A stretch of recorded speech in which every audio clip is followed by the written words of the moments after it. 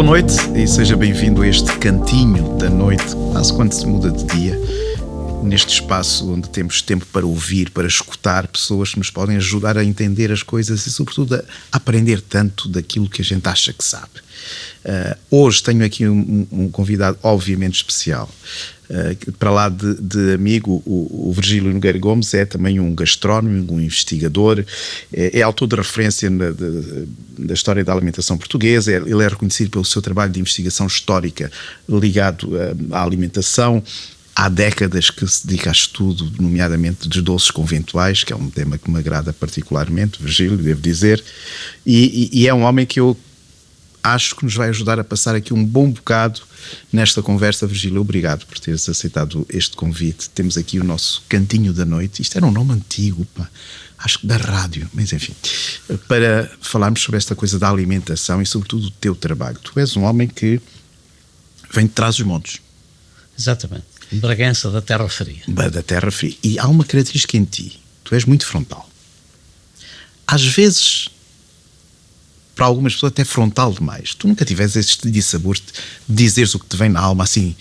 Eu fui educado, eu com os meus irmãos em casa, a dizer o que pensávamos. Mas sempre com a consciência que não somos os donos da verdade suprema. E depois, o que nós pensamos pode ser ajustado à realidade ou conhecer outros aspectos ligados com o assunto que nos leva a ponderar, e mais tarde, eu nunca me zango com ninguém, com aquilo que disse, nunca tive nenhuma zanga por dizer o que penso. Sim, mas tu chegas a um sítio, tu investigas a comida, a história da comida. Sim, eu tenho. Tu chegas a um sítio e te servem certa coisa que tu não já te agrada. devolvi pratos, em Portugal. Já devolvi pratos. Mas não atiraste pratos. Não.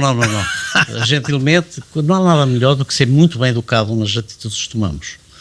E tem a ver com uma guerra que eu já tenho para a vida, que são as jamãs de abelhão pato, e devolvi as jamãs de abelhão pato.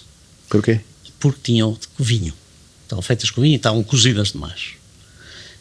E eu estava à espera que no fim viesse na fatura. E quando disse, olha, mas o chefe diz que o senhor tem razão.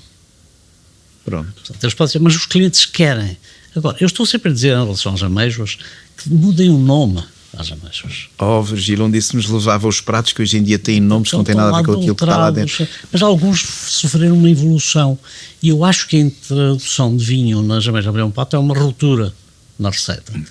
Mas há aqui uma coisa que eu queria, que era importante, aliás, para quem nos está a ver. O Virgílio investiga a história da alimentação, a origem dos pratos. É um crítico feroz daquilo que sai, enfim, tudo aquilo que entende ser. Eu estou a tratar por você, nem sei porque nós conhecemos há tanto tempo. Nós tratamos por tudo. Claro. O que é que te levou da tua vivência pessoal para este ramo da investigação histórica da alimentação? Porquê? Eu tive a sorte de trabalhar numa empresa que concebe a alimentação como uma questão cultural até para a promoção da própria empresa. Eu tenho que confessar que parte da primeira investigação que eu fiz era um bocadinho suportada por essa empresa, porque me deixava nos estabelecimentos da empresa, que eram as pousadas, fazer, em 1987, nós fizemos As pousadas ainda eram do Estado nessa altura? Sim, as pousadas do Estado até 2003 ou 2004. E havia uma grande exposição no Palácio de Queluz sobre a vida em Portugal no século XVIII. E a diretora fez-me um desafio. E se nós criássemos um pequeno menu para a cozinha velha, fazer pratos desta época? Já tinhas a apetência para a investigação histórica? Sim, já. Portanto, aquilo foi mais fácil. Mas o que é que te levou a isso? Eu acho que é curiosidade natural. Podias ter sido um cozinheiro. Eu tenho um curso de cozinha.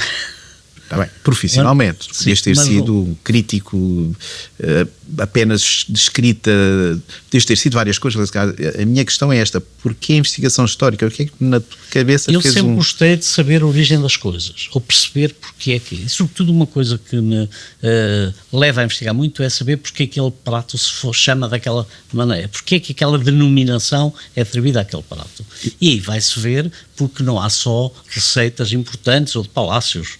Eu acho que a comida de província, as comidas regionais são tão importantes ou mais que a comida palaciana. A gastronomia é a história da sobrevivência das populações. Não é? Há um facto que é quase uma fatalidade. Se nós não comermos, morremos. Nós precisamos da alimentação. Por isso, as próprias universidades só começam a dar importância ao estudo da alimentação a partir de meados do século XX. E o que é que nós tínhamos de documentos efetivos sobre a história da alimentação? era a comida palaciana. Ora, a população não comia isso. E hoje em dia, cada vez mais, ou até com a ajuda da antropologia, o que é importante é entender o que uma massa, o que é uma nação, o que é que come e porquê é que come. Eu gostava que tu elaborasses sobre o seguinte, é muito curioso, a nível da investigação científica sobre a alimentação, também, mas neste caso sobre a alimentação e as emendas, o que é que o povo come? Porque nós, hoje em dia, vamos à internet e tem lá tudo, mas para se estudar o que é que os portugueses comiam no século XVII, não havia propriamente jornais a dizer o que é que eram. Portanto, esse tipo de investigação é feita através dos inventários das despensas, não é? Que é uma coisa curiosa, fala-me das disto. despensas, o inventário quando há mortos. Como assim? Como se faz o inventário por causa das partilhas. Então vai descobrir alguns alimentos que eram raros, como era o açúcar, como era a canela. Fazia parte do testamento? Fazia parte do testamento. O açúcar? O açúcar já fazia parte era uma riqueza imensa. Bem, nós tínhamos, na altura nós começamos a ter açúcar em abundância, a partir da Ilha da Madeira, mas Dom João II criou uma norma que proíbe os jovens de mexerem o açúcar para não se consumir. O açúcar era uma moeda de troca internacional, muito importante até para adquirir metais. Mas porquê que os homens não podiam mexer no açúcar? Por uma questão de limitar. Limitar e, portanto, o quê? O consumo e o manuseio do açúcar. As mulheres, nós não conhecemos, ainda hoje em dia, conhece algum doceiro, conhece doceiras. Certo. E depois Dom Manuel... Quando muito hoje em dia tens os pasteleiros. Os pasteleiros, mas os pasteleiros e doceiros são coisas diferentes. E, portanto, era uma necessidade de limitar o consumo, porque o açúcar era muito caro, era um produto também de farmácia, e era importante para os mercados internacionais. E na farmácia vendia-se o açúcar para quê? Havia sobretudo duas doenças, ou chamadas doenças, que ainda hoje algumas sentimos. Eu já vi nos restaurantes as pessoas dizer, estão com azia, pegam um pacotinho de açúcar e metem à boca e aquilo passa. Mas, ainda hoje vemos, quando vemos sobretudo as novelas brasileiras, quando se está numa situação de pré-stress, copo de água com açúcar. É um tranquilizante. Sim, a ver, é um tranquilizante, porque tem um efeito que resulta... Pronto, mas o que é certo que são hoje práticas ainda do século XX e que no passado estavam dedicadas às doenças do foro emocional. Quando é que tu percebeste que a gastronomia portuguesa precisava de uma defesa académica? Eu não sei se percebi, se fui levado a perceber. Eu sempre pensei isso, mas era muito discreto no meu canto e depois começo a conhecer pessoas diferentes, como a Paulina Mata, a minha frequência com a casa da Maria de Lourdes Modesto. Pois tu partilhaste muito com a Maria Lourdes Modesto. Sim, deve ter sido a pessoa que nos últimos anos mais a acompanhou. A Maria Mira Castelo de Abreu, por exemplo. Eu conheci a Maria Odete Cortes Valente, que foi a primeira pessoa que fez um inventário da cozinha portuguesa. Portanto, foram mulheres.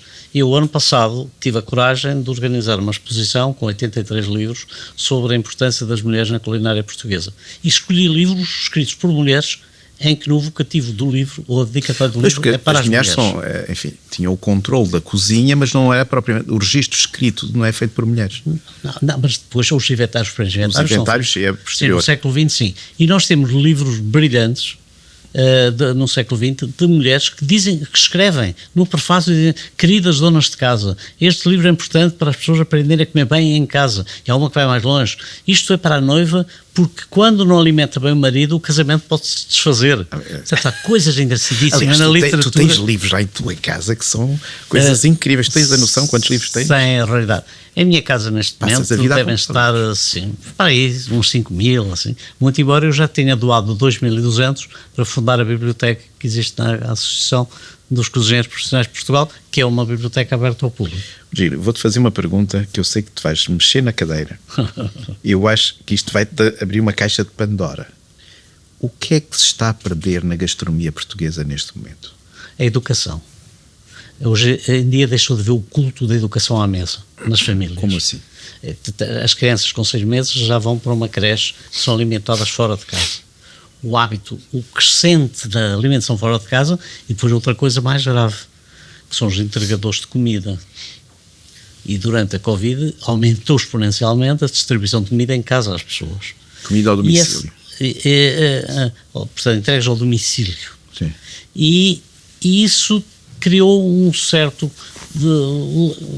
certa preguiça, porque se telefona e depois vem. E depois, o mas também tens de perceber, as pessoas têm cada vez menos tempo para dedicar à própria família. Mas as pessoas pensam pouco, porque eu posso ensinar muitas coisas práticas no meu trabalho e sabe melhor.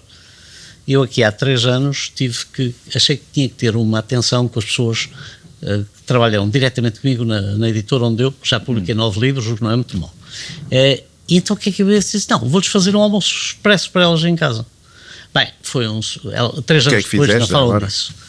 Há uma receita que está publicada no meu livro de há 2 anos, que é o empadão de bacalhau, que foi uma receita que eu inventei. Quando eu escrevia, os últimos 3 anos se publicou o Marie Claire em Portugal, era eu que fazia as páginas de cozinha. E foi a primeira vez que só se fazia cozinha portuguesa. E a diretora uma vez pediu-me pratos fáceis para uma dona de casa fazer boa figura ao fim de semana. E esta foi uma das receitas que eu inventei. Virgílio, conclui, desculpa. E portanto, foi uma entrada simples, depois fiz 2 sobremesas, porque as pessoas às vezes são mais exigentes das sobremesas. Foi para mim uma satisfação muito grande quando acabou o almoço e uma pessoa diz: Virgílio, mas sobrou tanta comida, não sabem que as outras não têm. Achas então que esta coisa das pessoas dizerem eu não tenho tempo, eu tive o dia todo a trabalhar, não vou chegar a casa, ainda vou cozinhar, é algo que, sendo verdade, pode ser resolvido de maneiras que se calhar são mais rápidas do que pedir um Uber Eats? Mais fácil e quentinho e comer na hora e a gente sentir os cheiros da preparação, que é muito importante. Eu às vezes quando estou em tensão grande e não me apetece ir a um restaurante, eu fico em casa porque me descontrai. O que é que tu achas desta coisa, a palavra é feia, a instagramização da comida? Isso é uma coisa que eu uso o Instagram só para, às vezes, para as pessoas saberem onde é que eu ando. E já me aconteceu uma vez num restaurante, passado meia hora de eu lá estar, aparecem-me lá uns amigos, um casal, e dizem: olha que surpresa. Não há surpresa nenhuma, tens a mania de pôr os pratos no Instagram, mas a gente precisava falar contigo, viemos cá. Chama-los pelo anzol, não é? No Instagram. Aquela imagem, eu já me aconteceu pôr fotografias e o resto da refeição não corresponder e apagar a primeira fotografia. Não vou fazer publicidade a um restaurante que não valeu a pena. Ok. Mas tu achas que as pessoas hoje em dia, a relação que hoje em dia, em termos gerais, obviamente, as pessoas têm com a comida é uma relação puramente estética, mais do que de sabor, certo? Porque as pessoas fotografam porquê? Não é tanto pelo sabor, pergunto. É mais pelo aspecto das coisas. Pelo aspecto. Valorizam mas muito. Quando para mim não tem sabor, eu apago a fotografia. E não pode ser só visual. O visual é importantíssimo. E tens apagado muitas fotografias? Algumas. E de alguns restaurantes até sonantes. Mas depois pode sempre acontecer. E quando isso acontece, vais ter com o chefe e dizer: não digo, eu não reclamo por princípio, eu só reclamo nos restaurantes onde acho que vale a pena. Eu nunca reclamo num restaurante para obter benefícios.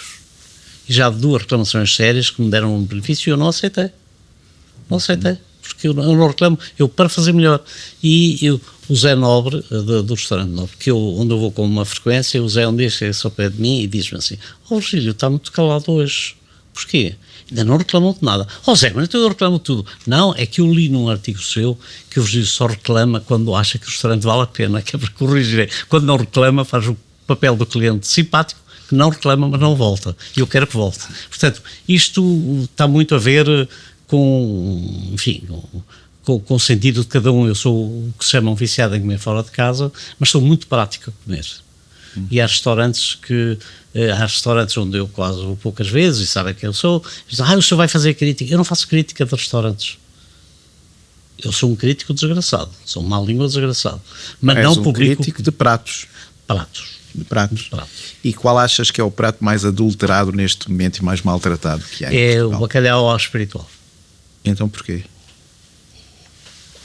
O bacalhau ao espiritual é uma receita subtil que aquilo sempre semelha quase a um soufflé. Que a gente, quando mete a colher ou o garfo, a textura vai aumentando em degradê. E hoje em dia temos um empadão com batatas e tudo, só porque tem bacalhau e leite de creme, não sei o que é isto, disparate, quer dizer. A receita, e eu já publiquei 2 vezes, eu conheci a pessoa que inventou a receita, já no fim da vida deu uma receita e perguntou-me: vai publicar a receita? Não, só quando a senhora quiser. Assim, então deixe-me morrer e depois publique. Eu só 10 anos depois publiquei a receita. Quando é que a recriação da comida passa a ser puro marketing e não gastronomia? Eu tenho alguma dificuldade em responder a isso porque às vezes não entendo o que é o marketing de um restaurante. Hoje em dia temos alguns restaurantes que acham que têm a sua personalidade da comida, que os clientes têm que comer a comida que eles querem. Eu já uma vez, porque pedi uma pequena mudança de um prato da cozinha dos outros pratos, era só fazer falta. Isto aqui os clientes comem nosso, este é o nosso programa. E eu perguntei a conta, tinha já bebido uma água, quis pagar, não me deixaram, e já estava na rua, e veio o chefe de cozinha e o delegado de cozinha todos a pedir-me desculpas à rua, e depois obrigaram-me a jantar. Mas o que é que tinha acontecido? Vinha uma palavra braseado. O que é que quer dizer braseado? Sim, passado na chapa, é isso? Não. O pior, que leva maçarico em cima. Eu não sou nada de maçarico. Eu não como leite de creme quando queimam com maçarico. Pronto, são manias. Cada um tem. Uns têm manias nos futebols e com os clubes. Eu não tenho algumas detalhes. E tu tens com as amêijoas, que é uma coisa que te encanita muito, não é? As amêijoas. Porquê? Eu, se calhar, aí foi assumir uma guerra da Maria de Lourdes Modesto. Ela tem uma entrevista dada a uma televisão fantástica, extraordinária, sobre as amêijoas, ou porque é que as amêijoas a um pato não devem levar vinho. E é sempre o meu documento de base. Eu às vezes revejo esse programa para ver se eu estou a sair muito das linhas. E depois há coisas pequenas, por exemplo. O salmonete à setubalense. Porquê é que se chama a setubalense? Eu finalmente escrevi há 4 anos o que é para mim a evolução do salmonete à setubalense, e quando começa a ter o molho com manteiga com os fígados do próprio salmonete. É isso que o distingue? É isso que o distingue. À setubalense. Agora, ele pode ser frito ou pode ser grelhado. E quando eu como salmonete, que é um peixe que eu gosto muito, de tal maneira, no último livro fiz questão de que na capa tivesse o salmonete, eu, quando às vezes gosto deles grelhados, a primeira coisa que eu faço, por favor, não limpem a barriga. É onde está o tesouro, quer dizer, não se vai dar cabo do cofre. Mas é que muitas vezes eu vejo passar para outras meses o salmonete com a barriga aberta, assim, olha que desconsolo. Mas, Virgílio, nós já tivemos esta conversa várias vezes, que é a introdução dos pratos à portuguesa. Isto não quer dizer coisa nenhuma. Não. O que é que quer dizer à portuguesa? É à bife à portuguesa, há tudo à portuguesa. Fala-me. Nós temos de ter uma constatação. Eu fiz um livro há 5 anos, talvez, que se chama À Portuguesa, que são receitas em livros estrangeiros antigos que se chamam À Portuguesa. Eu, quando comecei a fazer o livro, a minha intenção era tentar explicar porque aquela receita se chama À Portuguesa. Claro que acabei o livro a ter mais perguntas do que respostas. E, de facto, quando eu encontrei 130 receitas, já é material suficiente para um livro. Mas que tipo de pratos é que tu encontraste, que analisaste? Por exemplo, o chefe de cozinha da Universidade de Salamanca. Coelhos à portuguesa. Tigelada de coelho à portuguesa. Ele dá no livro dele 5 receitas de coelhos. E por baixo da portuguesa diz: esta é a melhor receita para se confeccionar os coelhos. Mas se chama à portuguesa? E eu tentei dar uma explicação. A Universidade de Salamanca sempre teve alunos da proximidade, sobretudo de Trás-os-Montes, da Beira Alta, porque era muito perto, não é? E possivelmente havia uma tradição em Trás-os-Montes antiga, que na época da caça se oferecia caça, era um presente elitista. E que é possível que alguns alunos tenham trazido lebres para o chefe de cozinha dessem, e ele passou a chamar-lhes à portuguesa por isso. Não tem na confecção nada que se assemelhe às Tens outros pratos em casas reais estrangeiras, sim. Onde vem lá à portuguesa. Fala-me de algum deles. O frango à portuguesa. O famoso jantar dos 3 imperadores em 1867, que é o imperador Napoleão III, é o imperador da Prússia e é o imperador da Rússia. Uma refeição que demorou 8 horas. No desfile de pratos está lá frango à portuguesa. Eu fui estudei até algumas teses universitárias sobre isso, e todos os pratos estão explicados, exceto o frango à portuguesa. E depois eu descobri uma receita de um frango que se chama à portuguesa, que é um frango assado e que é guarnecido, ele vai assar em simultâneo, tomate. Curiosamente, sobretudo os franceses, e o Escoffier é um grande culpado, ele tem uns méritos muito grandes, mas eu acho que em relação a nós se portou muito mal. Porque ele estabeleceu, quando publicou o guia culinário, que tudo que era à portuguesa significa que leva tomate.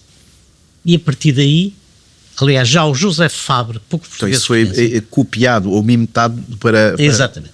Agora, ele também, ele conhecia bem o que era suíço e que fez o primeiro dicionário de cozinha. E muitas das vezes à portuguesa, ele tem inclusivamente o cocido à portuguesa põe na palavra espanhola, que é outra questão que as pessoas embirram. Ou seja, posso concluir que em maior parte dos pratos onde tem à portuguesa foi o elemento tomate que o distinguiu? Tomate para os salgados, sim. Sim. Mas não no século XVI, isso acontece no século XIX. Até porque tomate só veio em Portugal no século XIX. Anteriormente, como é que tinha os pratos à portuguesa? Eu tentei procurar razões históricas. Não há. Eu tentei procurar razões históricas, que é o movimento, por exemplo, o Carlos V, quando viveu em Bruxelas, a mulher dele, a Imperatriz, era uma princesa portuguesa, considerada a mulher mais bonita do século XVI.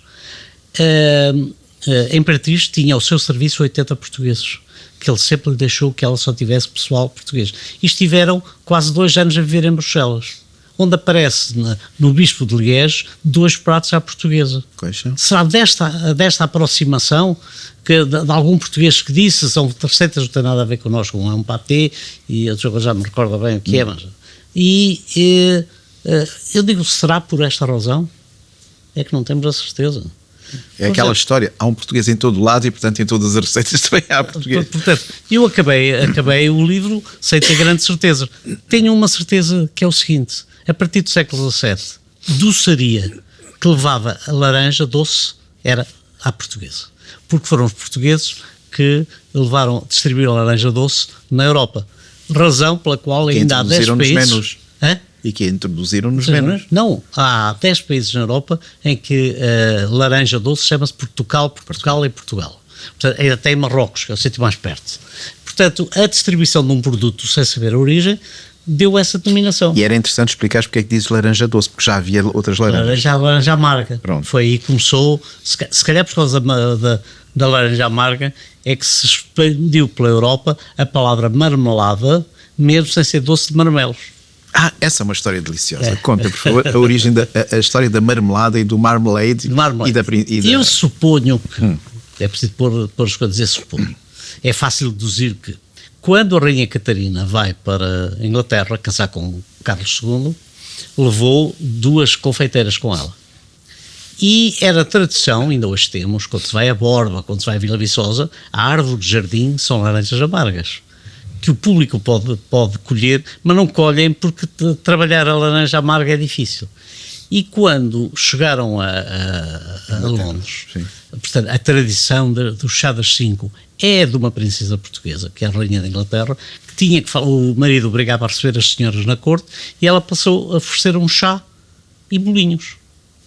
Portanto, aí há mão portuguesa. Mão portuguesa. Portanto, é uma tradição. Toda a gente fala no chá das 5, mas a maior parte dos historiadores de chá referem isso como uma tradição portuguesa.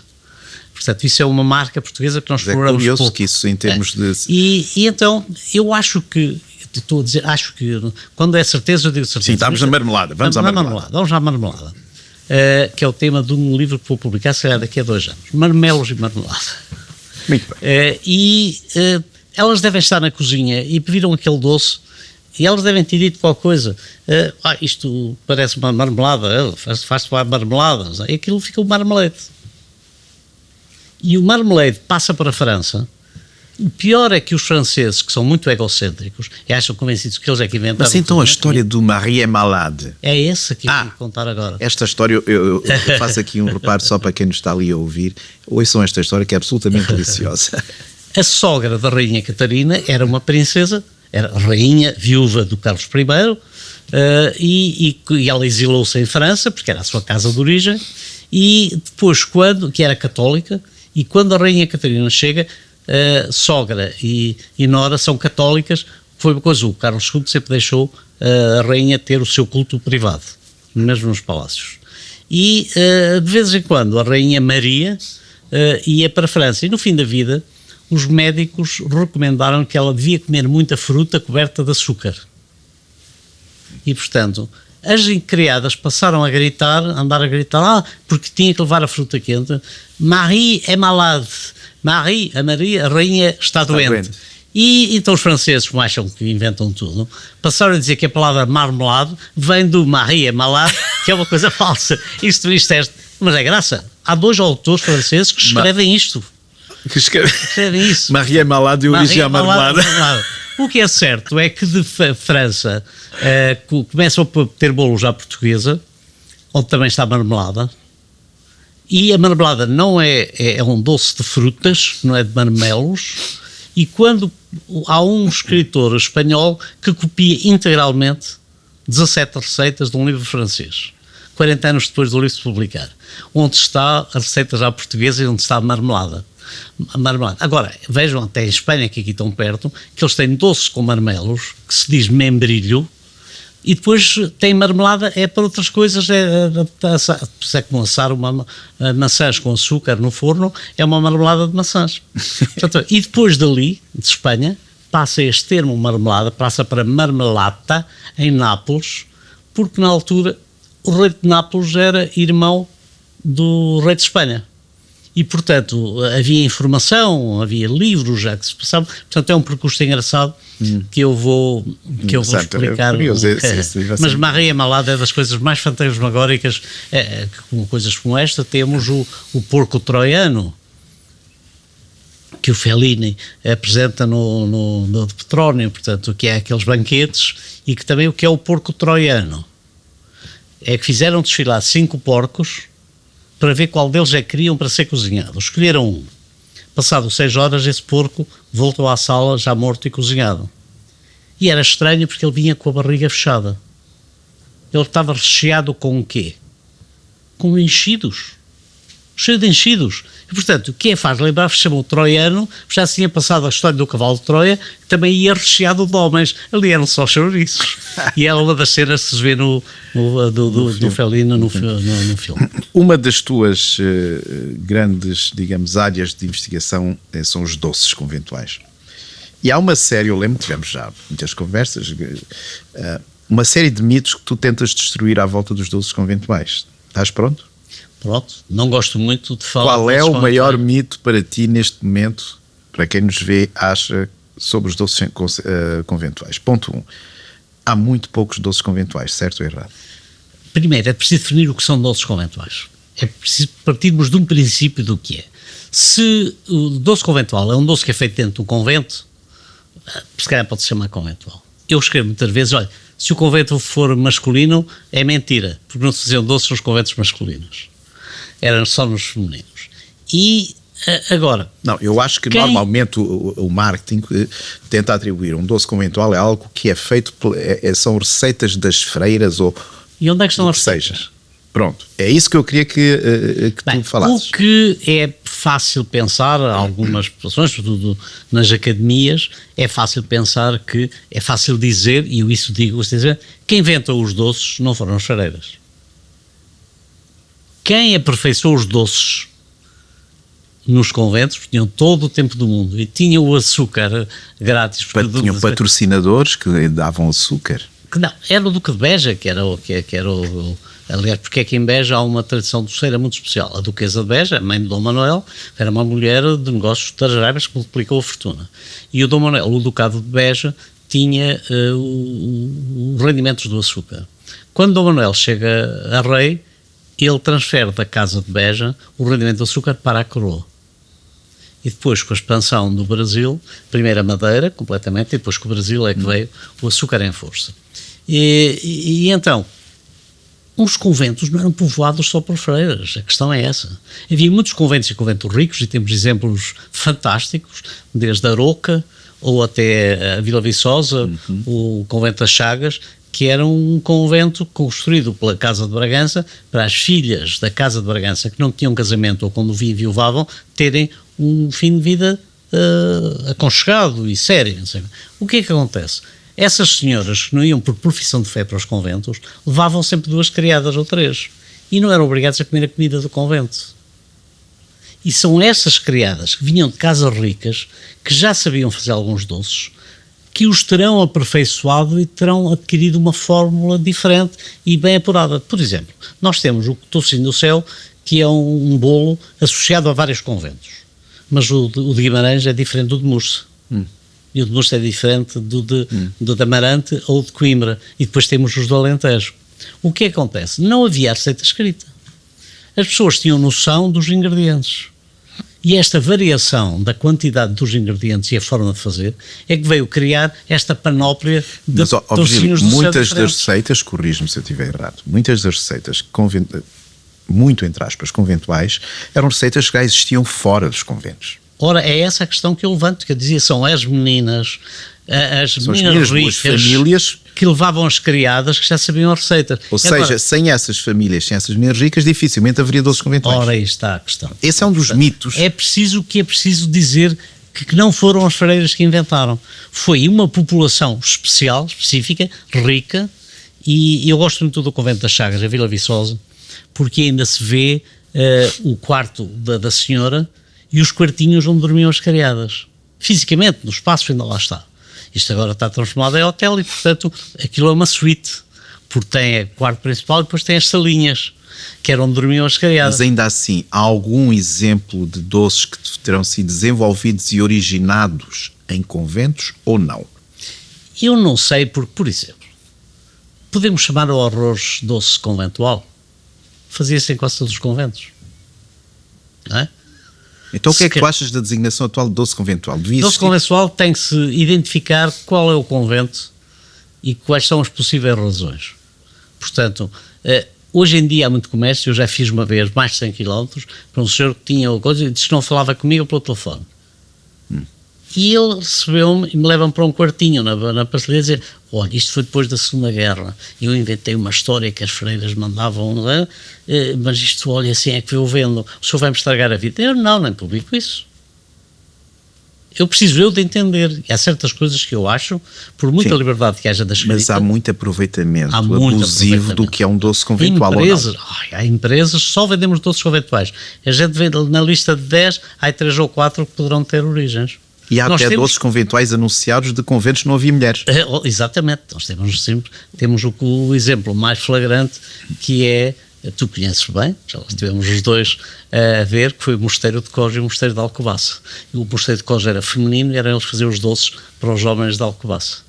Mas depois dizem que, enfim... Pois, isso é um problema. Essas descobertas que vais fazendo ao longo das tuas investigações, sendo fascinantes para ti, não é? Porque és um homem curioso, ao mesmo tempo não te desilude no sentido em que se calhar todos nós temos um arquétipo do que é a nossa herança cultural e gastronómica e de repente afinal isto tem tudo pés de perto. Eu ter chegado ao que eu suponho que é uma verdade, mas é uma verdade que pode perturbar até o negócio de algumas casas. Portanto, eu aí não me meto. Mas estás a pensar em quê, em concreto, quando dizes isso? Vou cantar um exemplo de uns bolos extraordinários que se fazem vimioso, lá no fim. Do lado esquerdo. E havia pessoas, quando eu andei a estudar aquele doce, porque é realmente extraordinário, que depois até houve uma senhora das 3 que fazem, que me ensinaram como é que fazem. É uma película muito fininha e depois é um recheio de ovos com amêndoa. Que aquilo vinha de Lamego, do convento de Lamego. Eu fui ver nos convento de Lamego, não há nenhuma referência a isso. O que aconteceu? A primeira senhora a fazer esses doces em Vimioso era de uma casa rica de Lamego, casou com um homem rico de Vimioso e passaram a fazer os doces. E estes mexericos, estes ditos, aquilo passam mais depressa do que uma verdade absoluta, não é? E de facto aquilo tem uma que eu posso, a pessoa que me disse não pediu o segredo, a forma de ter aquela capa que vai receber o creme com amêndoas tem umas forminhas de pastel ou de queques, como quiserem, que são ligeiramente borrifadas com água e depois sacudidas. Depois com uma colher com farinha daquelas de polvilhar, põe uma capinha de farinha. Quando aquilo está seco, volta-se a borrifar. Fazem isso 3 vezes. Portanto, o que fica é uma pasta de farinha com água agarrada e fica tão fininha que depois, quando se vai comer o pastel... Com a temperatura, a água sai, portanto, fica mais estaladiço. Aquilo é engraçado, tanto é que as caixas em que agora vendem os pastéis, eles têm um cartão com 6 buraquinhos, porque se os pastéis ficam com os outros, ficam todos desfeitos no destino. A gastronomia portuguesa, a doçaria portuguesa, tem segredos ou só tem a falta de informação? Tem mais falta de informação de segredo. Eu costumo dizer que não há segredo. O pastel de nata tem algum segredo? Não, eu digo nisso e falo muito à vontade, porque já fizemos 16 edições do concurso em Lisboa, que continua a ter muita procura, e vamos ver se alteramos algumas coisas para o concurso que se vai fazer. Mas se alimenta muito em termos de comunicação, a história do segredo. Comercial. Qual é o segredo? O pastel de nata é muito simples. Massa folhada bem feita, que tem que se manter estaladiça constantemente. Depois tem um creme que é feito com ovo, com natas ou com leite, e depois pode ter 2 temperos que não podem ser muito denunciados. Que é manteiga? Não, a manteiga é fundamental. Além da massa. Da massa é baunilha, tem que ser ligeiramente. Um gosto excessivo a baunilha é um defeito num pastel.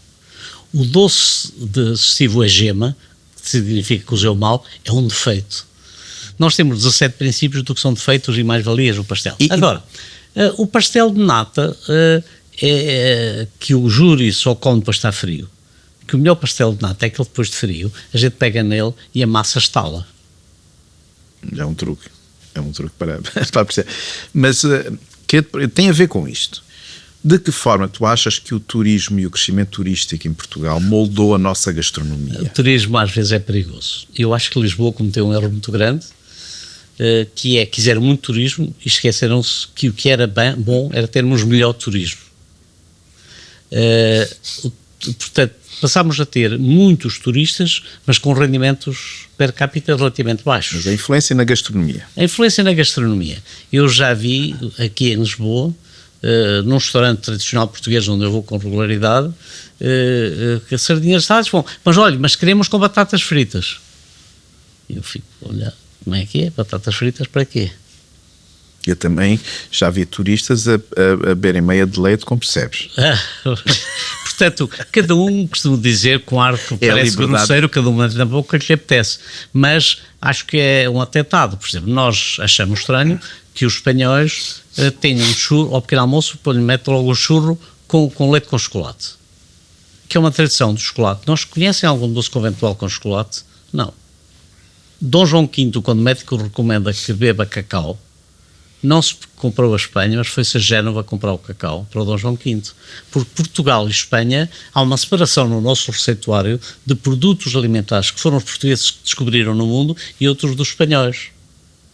E, portanto, nós boicotávamos os espanhóis só a partir de 1847 é que se começa a abrir o comércio livre em Portugal e Espanha. Ora, as ordens religiosas foram extintas em 1834.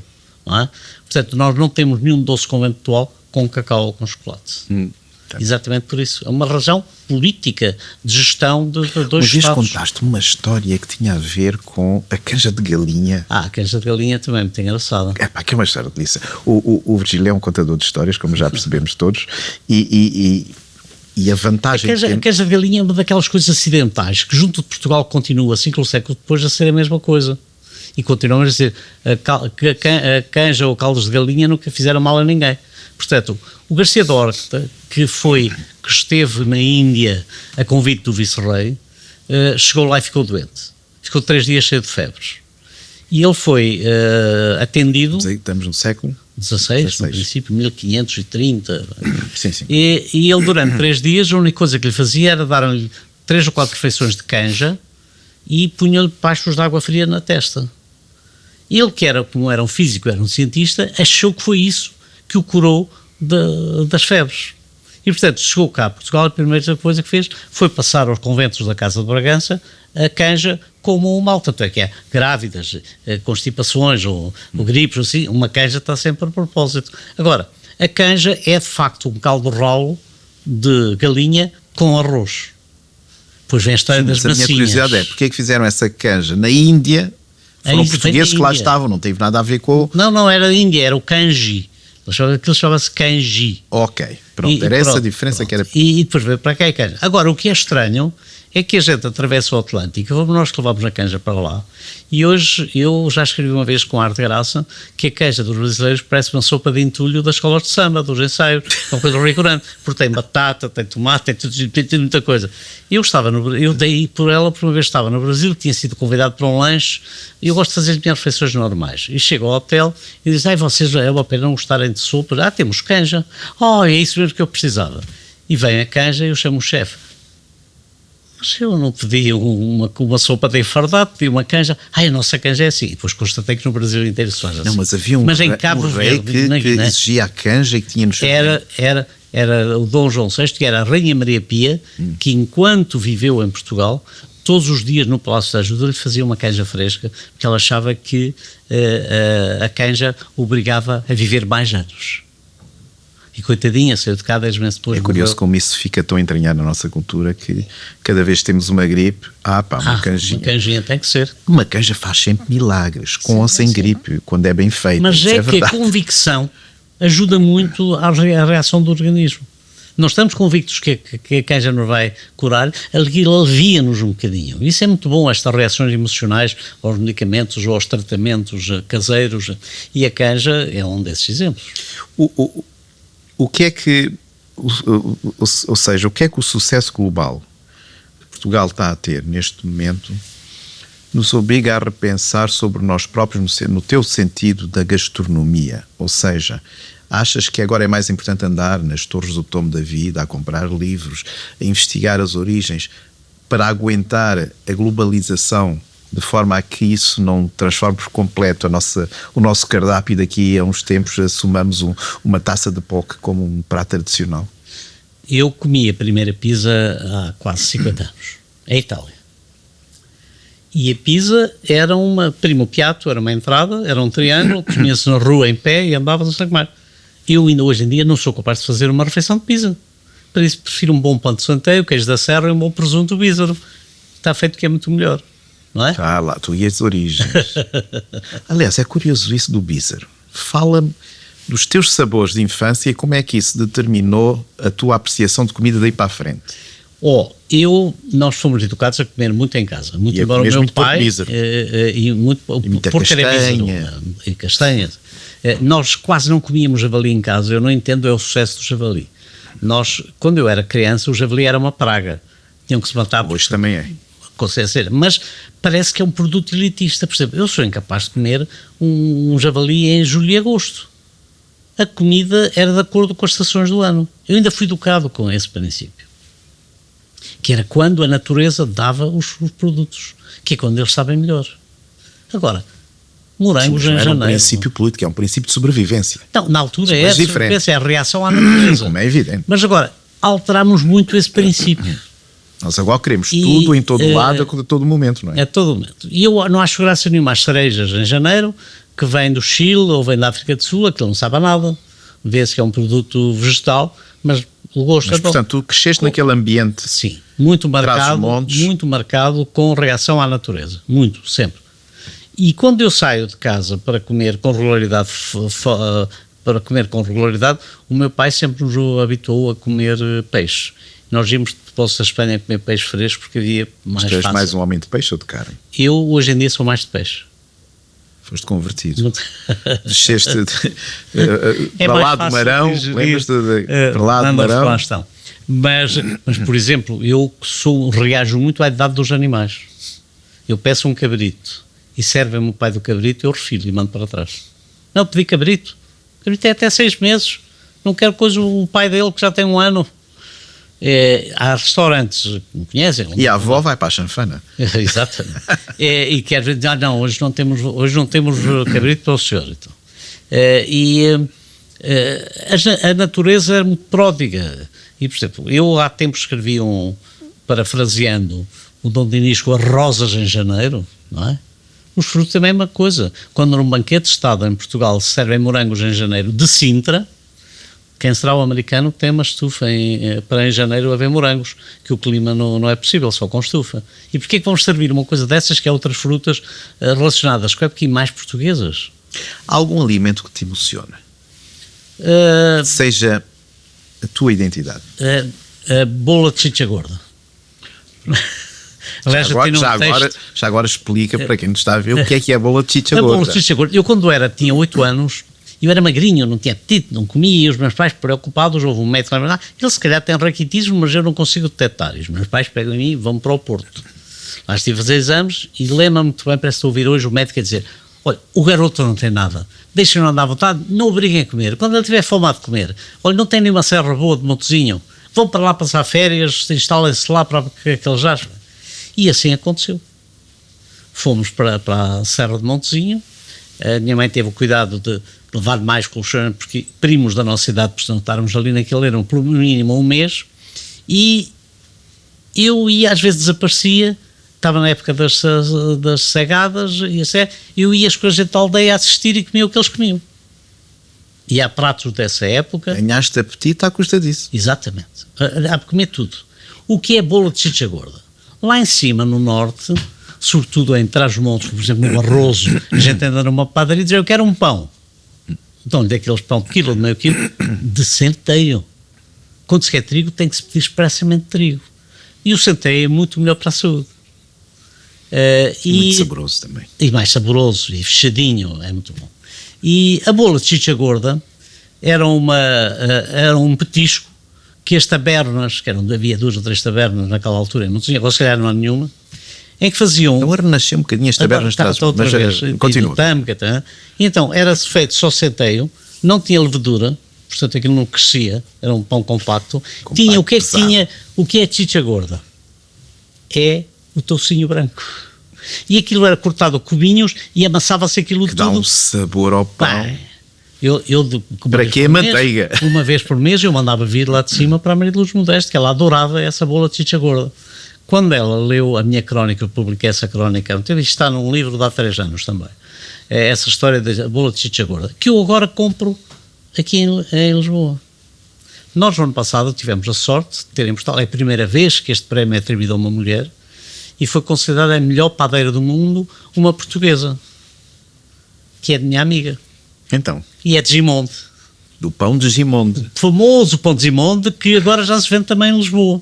Eu, a semana passada, recebo um telefonema da dona da loja, onde vai dizer, Virgílio, chegou agora o pão da Elizabeth, que o que é que quer que eu guarde? Olha, então guardo só um pão de centeio, porque eu vou ter que viajar, e guardo um pacote dos maiores de económicos. Mas, Virgílio, estás a falar nisso, desculpe.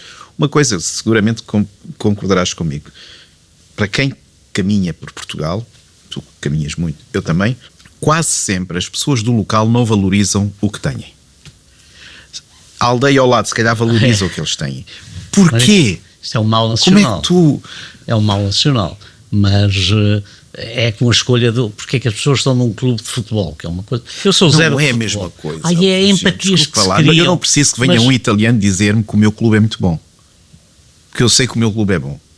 E no que diz respeito à alimentação, normalmente as pessoas dos locais que têm produtos incríveis não os valorizam. Mas se vier alguém de fora dizer que aquilo é muito bom, começam a valorizar. É esta a questão. Uma questão que se levantava, por exemplo, em relação à estrela Michelin em Bragança. Então, aquilo é para fechar. Então, fechou, já tem mais 2 restaurantes e aquilo mantém-se. E a estrela Michelin de Bragança, eu já escrevi isso, e há mais outras, a de Guimarães também é fantástica nesse aspecto, até mesmo de Santarém, são sítios que não são terras de fluxo turístico muito elevado, em que eles têm que fazer pratos em que a população local se reveja naqueles pratos. Então tu achas que os chefes da dita alta gastronomia, os Michelin, que são muito importantes para divulgar a cultura gastronómica das regiões? Importantíssimos. É pena que nem todos levem essa bandeira pela frente. Ou seja, valorizam o produto local. O produto local. Mas há muitos que não valorizam isso. Há alguns não, que estão mais preocupados com as técnicas, com aquelas coisas estrangeiras. Eu abro sempre uma exceção. Antes que acabe o nosso tempo, gostava de te ouvir uma coisa. O que é que tu achas desse mundo da alta gastronomia? A alta gastronomia vem-nos trazer exemplos de melhoria da outra gastronomia. Ninguém come, quanto as refeições... Melhoria ou coisas diferentes?